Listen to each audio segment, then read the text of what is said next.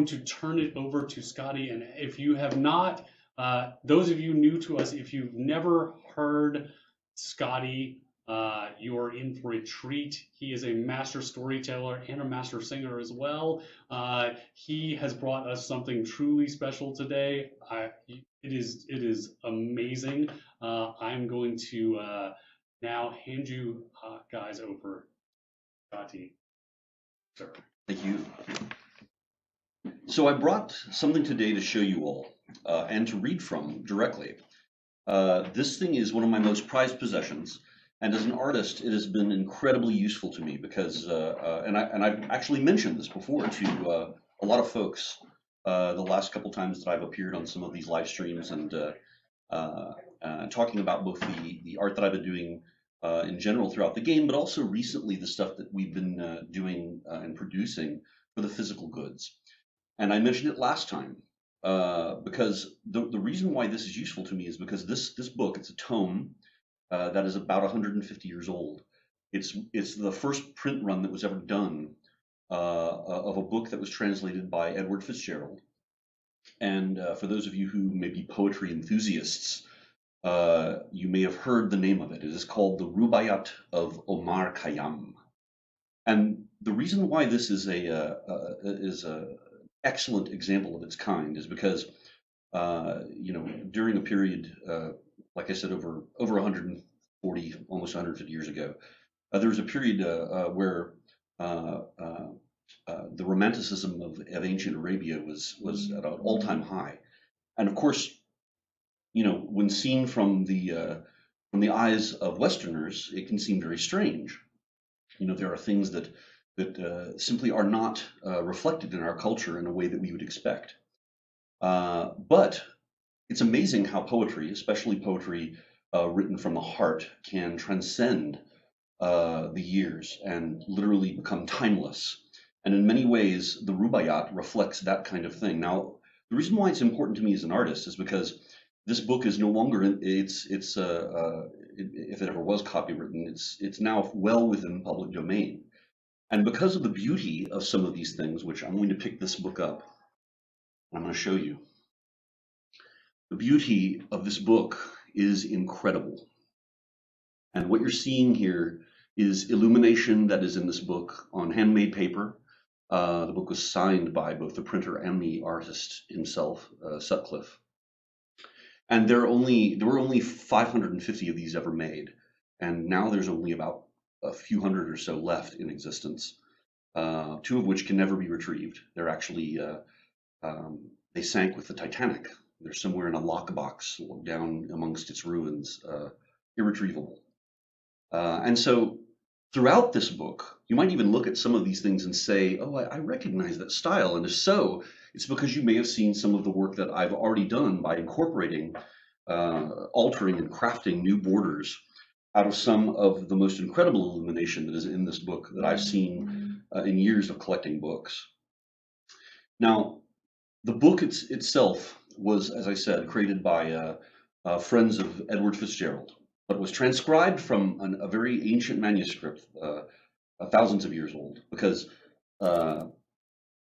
it was written originally by Omar Khayyam. Khayyam means tent maker. And he was known in his time, very famous, for being an exquisite mathematician, an astronomer. And later known as a poet. He ranks up there in the realms of poets like Rumi and Khalil Gibran. I've quoted his stuff often in weddings that I performed and many things like that. But he lived in a time just prior to the Crusades, during a period of time that was ruled over, I think they were called the Seljuks at the time, and it was ruled by the Sultan Alp Arslan, which means Alp the Lion.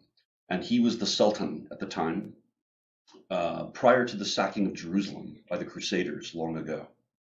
Now, the cool thing about this is that the writer of this, Omar Khayyam, of course, written in his original tongue, the manuscript, still scented with flecks of gold upon it, was found in some well-known library. It may have been the Baudelaire, I don't remember which, but it was discovered by Fitzgerald, and he was enamored of the arabesque. He loved all things Arabic, and as a result, he began to translate it and found the quatrains, which is what the poetry is subdivided into these sections that contain 4 lines. They're called quatrains, and he found the quatrains of poetry so sublime and so amazingly timeless that he felt the urge to recreate it and to transcribe it into English. Now, the cool thing about this is that, as I said, not just the poetry itself being timeless in the way it's presented, but also the subject matter, because it talks about life. It talks about living day by day, living in the now, not depending upon the future or always dwelling in the past, because the reward is here, in the here and now.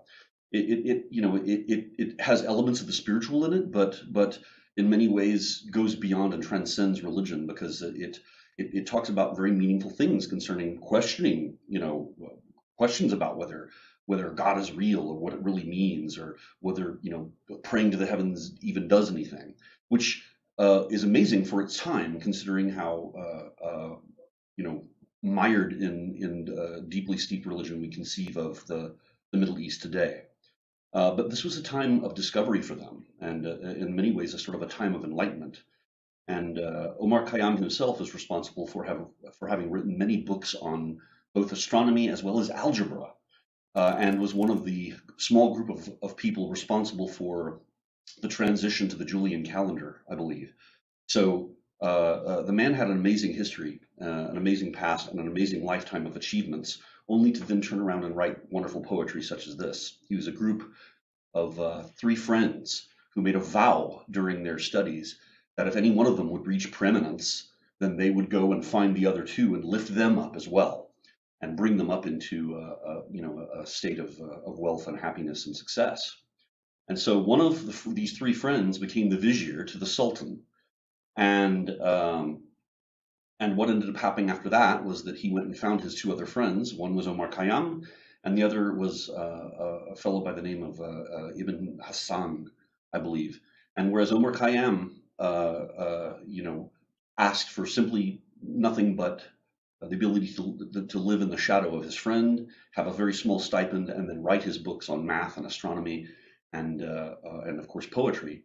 His other friend, the fellow by the name of Ibn Hassan, became notorious because he asked for positions of power and intrigue and things like that, and he ended up losing much of his success just because of the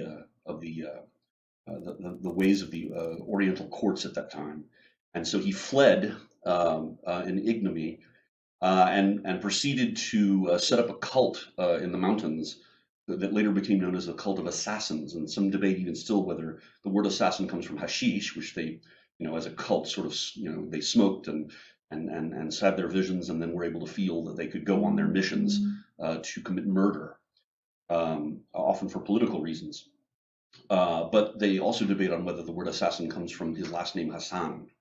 But he was known as the Old Man of the Mountains and dwelled in some place in the mountains of Mashu, and he was around for being very dangerous. And it just so happens that, as history would show us later on, one of the daggers held by his very own cultists ended up in the heart of his old friend who gave him that position of power in the first place.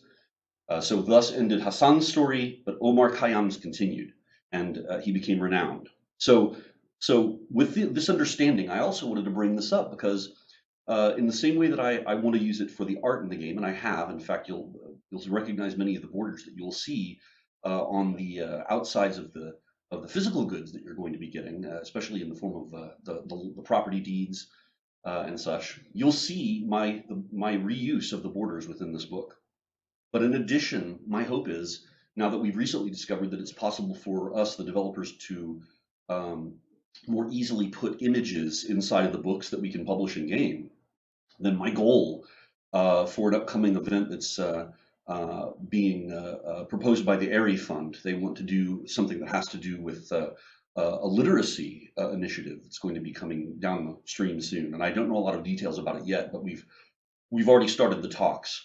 This might go hand in hand with us being able to hopefully fix the things pertaining to books and bookshelves in the game, so that we can actually start having wonderful libraries and things like that. And I'll be working with Chris eventually to try to create the objects that we can then use, so that we can have bookshelves that will become containers and contain a number of books, or maybe even a cluster of books also that can be an entire set of volumes and represent an entire set. So my hope is that by the time all that stuff starts to happen, comes down, by the time that Airy Fund has their initiative for literacy, which I support definitely. Dallas has mentioned that he really supports it. And we want to make sure that that becomes a cool and powerful thing in Shroud of the Avatar, which is why we want to fix the books and bookshelves. But what we hope to see, or at least I hope to see, is that at some point I'll be able to translate this, or I should say retranscribe it, get it all down in a digital file, and you'll be able to, in the game, open up the Rubaiyat of Omar Khayyam and read it, and see some of the beautiful illustrations that you see in here. I have people looking at me through the window.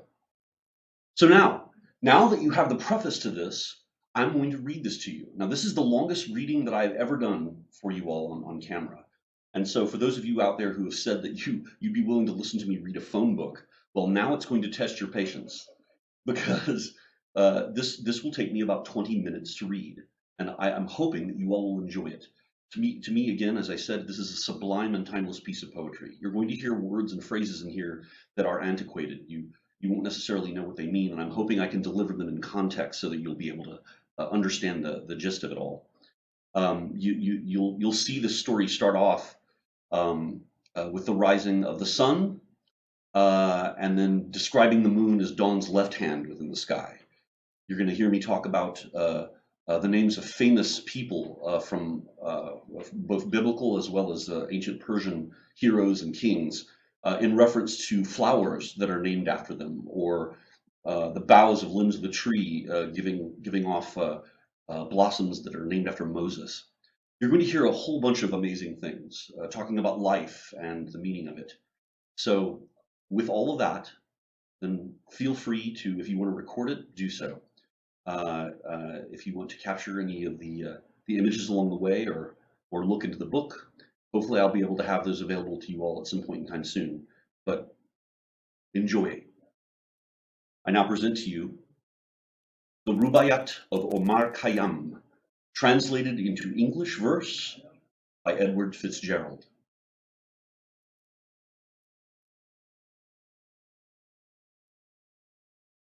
Awake!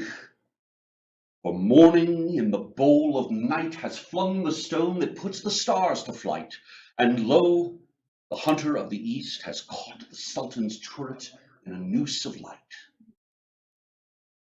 Dreaming when dawn's left hand was in the sky, I heard a voice within the tavern cry, "Awake, my little ones, and fill the cup, before life's liquor in its cup be dry."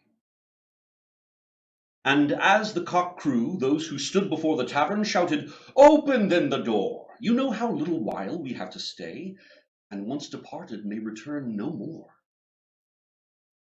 Now the new year reviving old desires, the thoughtful soul to solitude retires, where the white hand of Moses on the bough puts out, and Yeshus from the ground suspires. Iram indeed is gone with all its rose, and Jamshid's 7-ringed cup where no one knows. But still the vine her ancient ruby yields, and still a garden by the water blows. And David's lips are locked, but in high divine piping Pelavi with wine, wine, wine, red wine, the nightingale cries to the rose, that yellow cheek of hers to incarnadine. Come, fill the cup, and in the fire of spring the winter garment of repentance fling. The bird of time has but a little way to fly, and lo, the bird is on the wing. And look, 1,000 blossoms with the day awoke, and 1,000 scattered into clay. And this first summer month that brings the rose shall take Jamshid and Kaikobad away. But come with old Khayyam, and leave the lot of Kaikobad and Kaikroshu forgot. Let Rustum lay about him as he will, or Hatim Tai cry supper, heed them not. With me, along some strip of herbage strown that just divides the desert from the sown, where name of slave and sultan scarce is known, and pity Sultan Mahmud on his throne. Here, with a loaf of bread beneath a bough, a flask of wine, a book of verse, and thou beside me singing in the wilderness, and wilderness is paradise enow. How sweet is mortal sovereignty, think some, and others, how blessed the paradise to come. Take the cash in hand and wave the rest. Oh, the brave music of a distant drum. Look to the rose that blows about us. Lo, laughing, she says, into the world I blow. At once the silken tassel of my purse tear, and its treasure on the garden throw.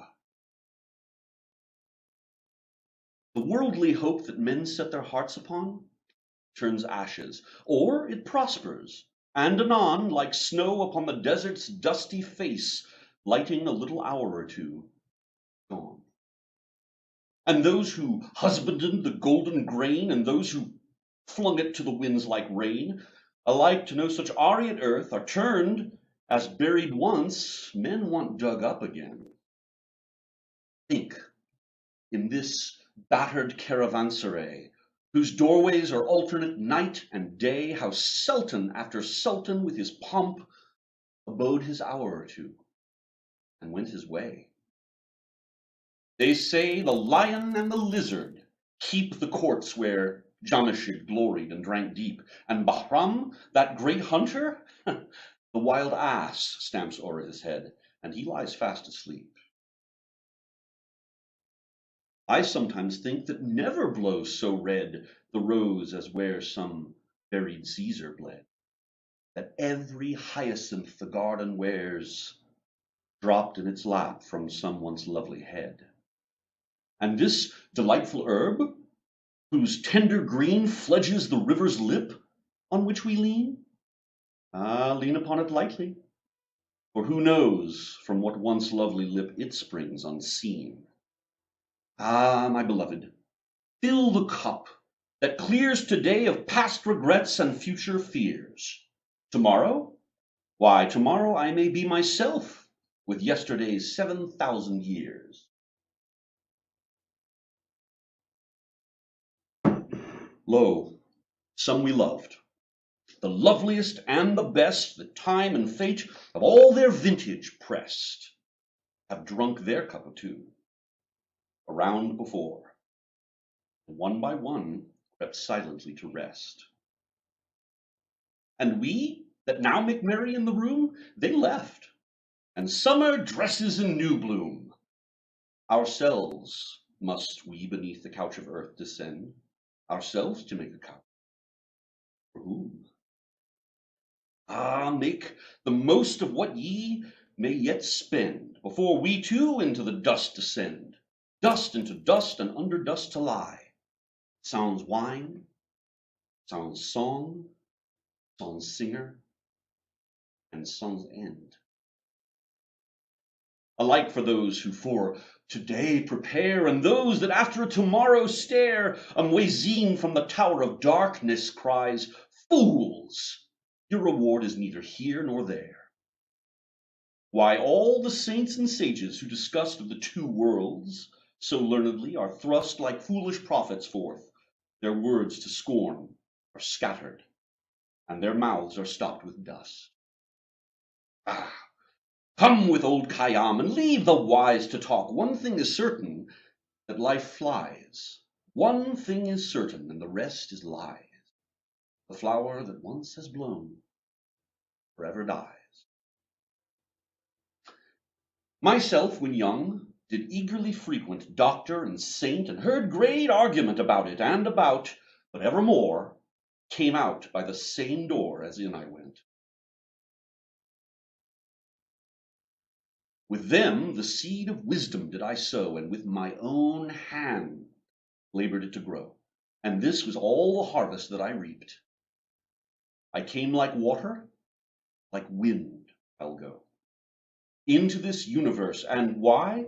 Not knowing, nor whence, like water willy-nilly flowing, and out of it as wind along the waste, I know not whither, willy-nilly blowing. What without asking hither hurried whence, and without asking whither hurried hence? Another and another cup to drown the memory of this impertinence.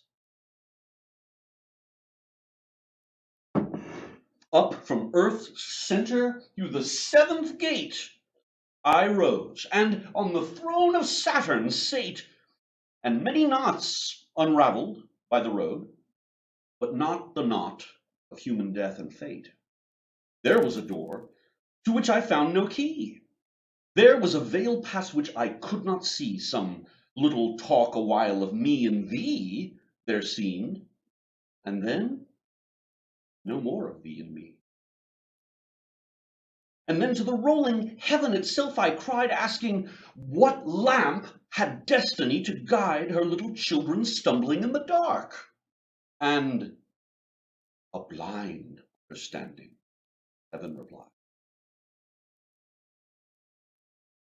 And then to this earthen bowl did I adjourn, my lip the secret well of life to learn. And lip to lip it murmured, while you live, drink, for once dead you shall never return. I think the vessel that with fugitive articulation answered, once did live and merry make. And the cold lip I kissed, how many kisses might it take and give?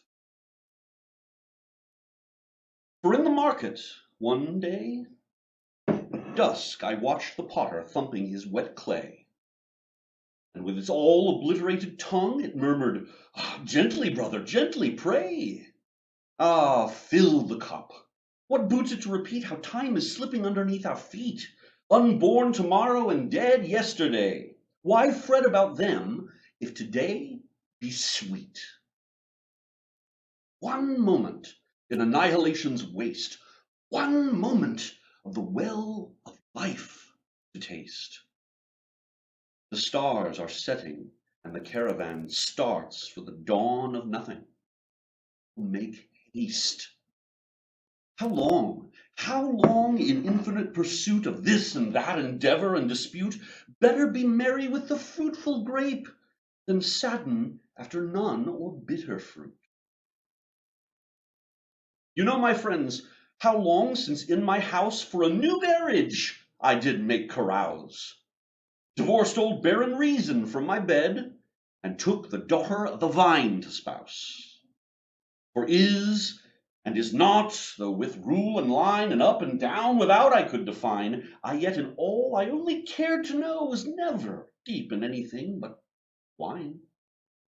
And lately at the tavern door agape came stealing through the dusk an angel shape, bearing a vessel on his shoulder, and he bid me taste of it, and 'twas the grape.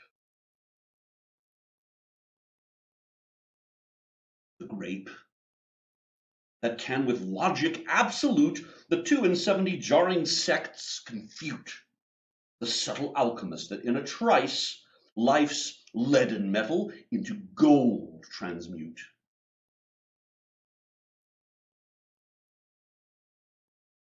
The mighty Mahmud, the victorious lord, that all the misbelieving and black horde of fears and sorrows that infest the soul scatters and slays with his enchanted sword.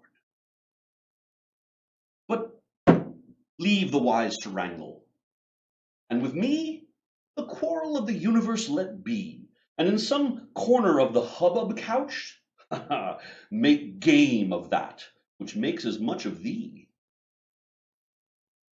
For in and out, above, about, below, 'tis nothing but a magic shadow show, played in a box whose candle is the sun, round which we phantom figures come and go.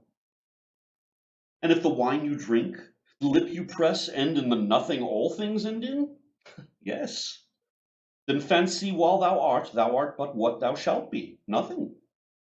thou shalt not be less.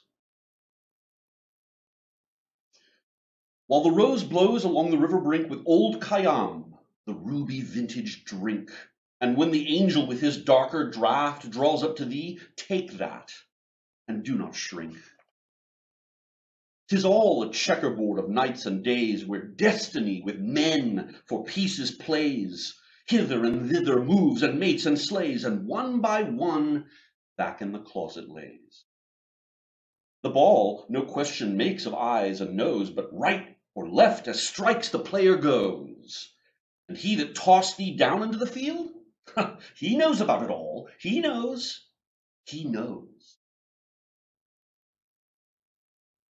The moving finger writes, and having writ moves on, nor all thy piety nor wit shall lure it back to cancel half a line, nor all thy tears wash out a word of it.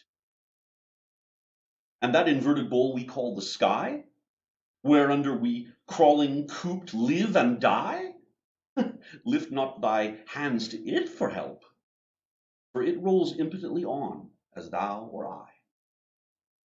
With earth's first clay they did the last man's need, and then of the last harvest sowed the seed. Yea, the first morning of creation wrote what the last dawn of reckoning shall read. I tell thee this, when starting from the goal, over the shoulders of the flaming foal of heaven, Parwin and Mushtara they flung in my predestined plot of dust and soul. The vine struck a fibre, which about if clings my being, let the Sufis flout. Of my base metal may be filed a key that shall unlock the door that he howls without. And this I know, whether the one true light kindle to love, or wrath consume me quite, one glimpse of it within the tavern caught better than in the temple lost outright. O thou who didst with pitfall and with gin beset the road that I was to wander in, thou wilt not with predestination round enmesh me and impute my fall to sin. O thou of who man of base earth didst make, and with Eden didst divide the snake, for all the sin wherewith the face of man is blackened, man's forgiveness give and take.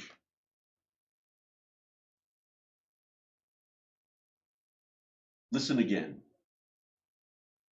One evening, at the close of Ramazan, ere the better moon arose, in that old potter's shop, I stood alone, with the clay population round in rows, and strange to tell, among that earthen lot, some could articulate, while others not. And suddenly one more impatient cried, "Who is the potter, pray, and who the pot?"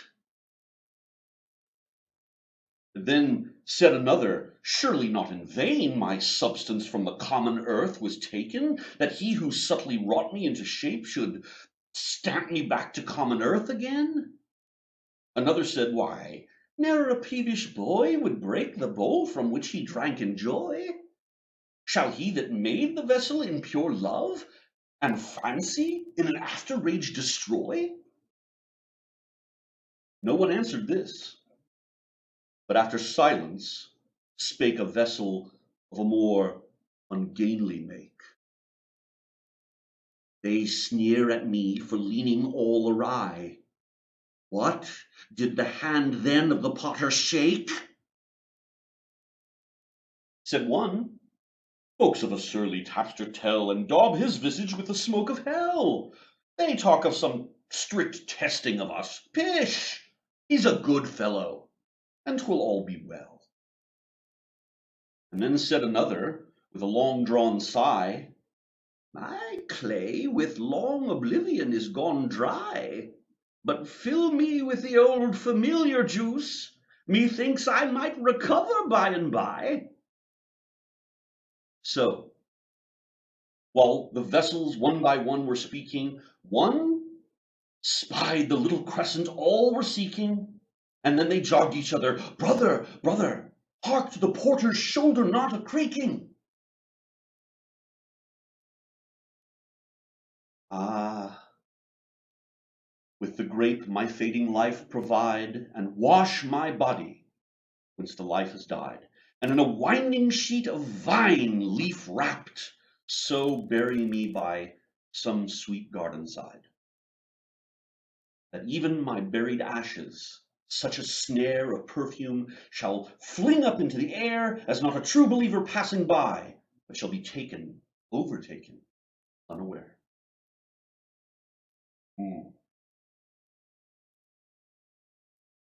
Indeed, the idols I have loved so long have done my credit in men's eye much wrong, have drowned my honor in a shallow cup, and sold my reputation for a song.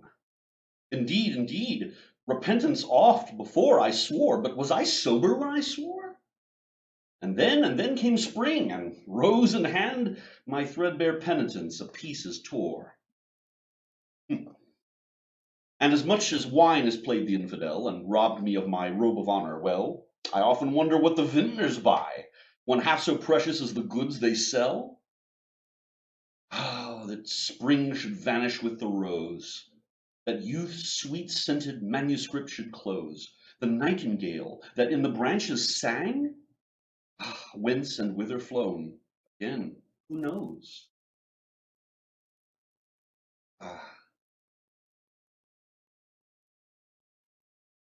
Love, could thou and I with fate conspire to grasp this sorry scheme of things entire, would not we shatter it to bits, and then remold it nearer to the heart's desire?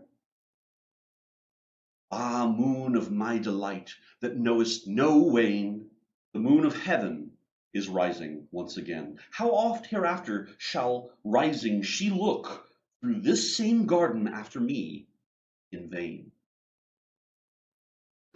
And when thyself with shining foot shall pass among the guests star scattered on the grass, and in thy joyous errand reach the spot where I made one,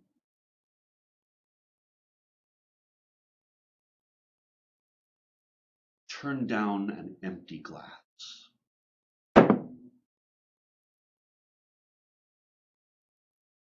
Here ends the Rubaiyat of Omar Khayyam.